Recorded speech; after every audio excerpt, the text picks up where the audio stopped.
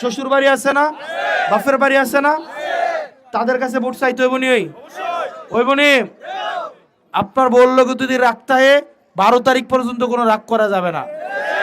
যা বলে তা শুনতে হবে, ঘরের কাজ করে দিতে হবে, বাজার করে দিতে হবে, যা বলে তা করতে হবে। রাগ করলেও কোনো কথা বলা যাবে না। ঠিক আছে তো? তাও আমার ভোটটা লাগবে। ঠিক আছে? আপনার খারাপ ব্যবহারের জন্য আপনার বউয়ের ভোট নষ্ট না হয় এটাতে নজর রাখবেন। ঠিক আছে? তাহলে ভালো থাকেন। সারা বাংলাদেশে কোনো মার্কা আছে? মোহনপুরে কোনো মার্কা আছে? তরুণদের কোনো মার্কা আছে?